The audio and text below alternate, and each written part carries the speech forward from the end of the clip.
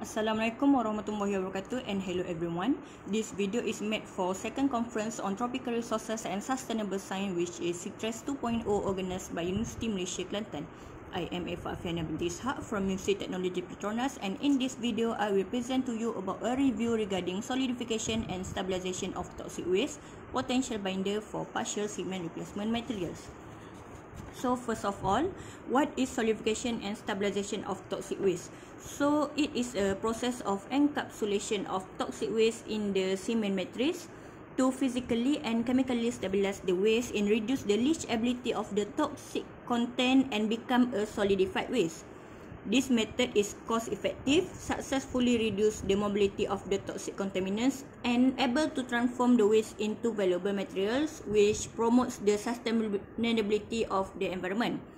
However, despite of using this solidified waste in the construction industry, the solidification and stabilization method is used to transform the toxic waste for its suitability in the landfill.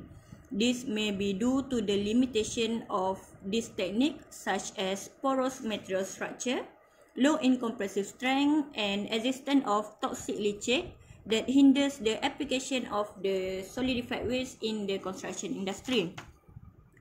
The dumping of the solidified waste actually should not be happen, since proper waste management should include both treat, which is reduce the toxicity of the toxic waste, and control, which reduce the amount of waste generation. This solidification and stabilization method can comply with these two rules by eliminate all the limitation mentioned before for its application in the construction industry. Hence, this study proposed a few pozzolans that can be used as partial cement replacement material in increase the compressive strength and reduce leachate of the solidified waste. By adding pozzolan in the mix design, it can promote the suitability of the solidified waste to be applied in the construction industry. All the pozzolan that will be discussed in this study is the industrial waste, which include fly ash, rice husk ash, sugarcane bagasse ash, and palm oil fuel ash. So for fly ash is the major product of coal firing. It is the most common pozzolan that have been used in construction industry, since it contain calcium related element that can produce pozzolanic reaction and develop calcium silicate hydrate that contribute to the strength development of the solidified waste. Other than that, it also increase the clinker performance by accelerate the early strength development of the solidified waste.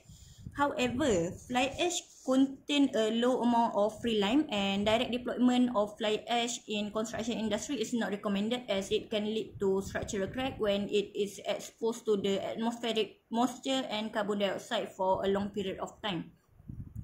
Nevertheless, the addition of fly ash with cement promotes better hydraulic conductivity, reduce leachate, and produce higher compressive strength by reduce the pore size of the solidified waste due to its fineness. Apart from that, application of fly ash with silica fumes and cement can produce a synergistic effect that result to a higher compressive strength and better encapsulation. So next is the rice husk ash. So rice husk represent 30% of the 649.7 million tons of rice produced annually. The abundant amount of this waste make it one of the best choice to be applied as a partial cement replacement material. Same as fly ash, the fineness size of the rice husk ash reduce the porosity of the solidified waste, resulting in better immobilization, which is lower the leachability of the toxic contaminants. Apart from that, application of rice husk ash with ordinary Portland cement fulfill the requirement of both unconfined compressive strength and toxicity characteristic leaching procedure of the solidified waste. Rice husk ash as partial cement replacement material can replace up to 20% of cement weight without reduce the compressive strength, while replacement of 10% can increase the strength of the solidified waste. Overall, this rice husk ash is suitable to be applied in construction industry due to its high silica content, abundant presence, and low cost. So next is the sugarcane bagasse ash. Sugarcane bagasse ash is the waste product of sugar processing industry. Application of up to 30% sugarcane bagasse ash in concrete can increase the workability and compressive strength of the concrete.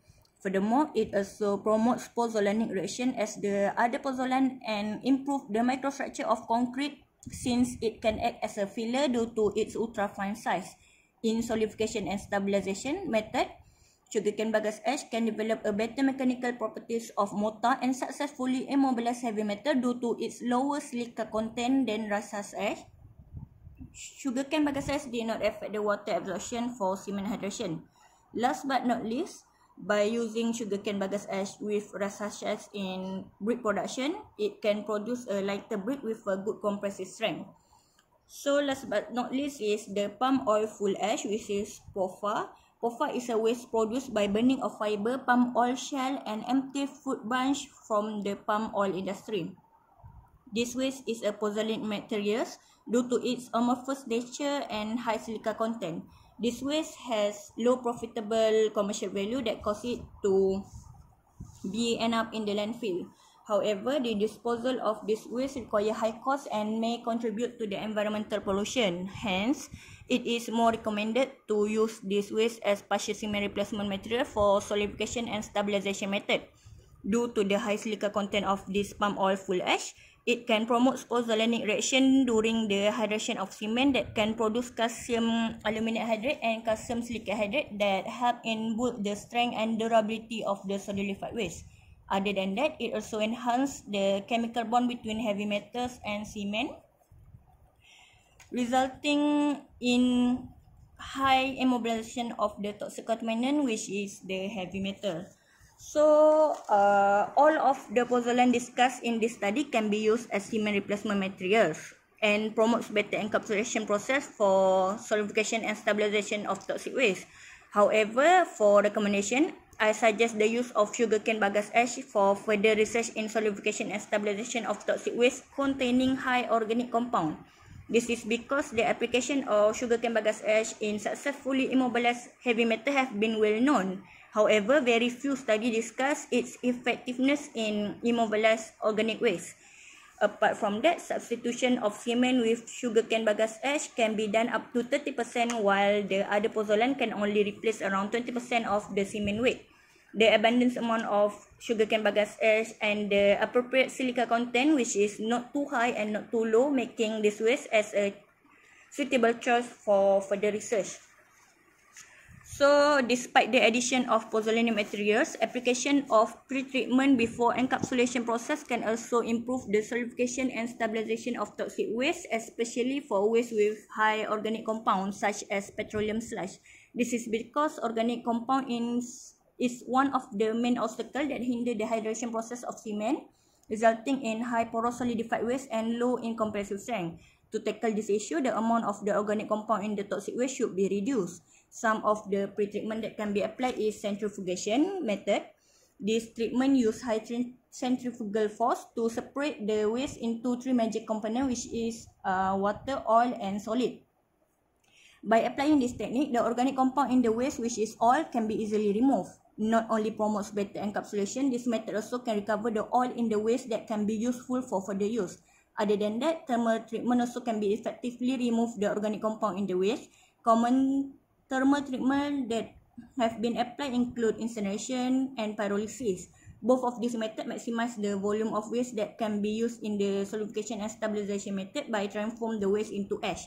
Other than that, it also break down the high organic compound in the waste into a smaller chain that is less toxic. Besides of that, application of pre-treatment can also be done to the binder. For example, washing of rice husk with the hot water. This action can increase the compressive strength of the solidified waste. So for the conclusion, performance of solidified waste can be improved using three ways. So the first one is by adding pozzolanic materials in the mix design as partial cement replacement material. As the pozzolan can act as a filler and promote pozzolanic reaction that can be reduce the porosity of the solidified waste and increase the compressive strength. Apart from that, the application of pre-treatment before encapsulation process is highly recommended in maximize the hydration process of cement for better encapsulation. Last but not least is the uses of multiple pozzolanic material in the mix design, as it can give a synergistic effect that may boost the effectiveness of the solidified waste.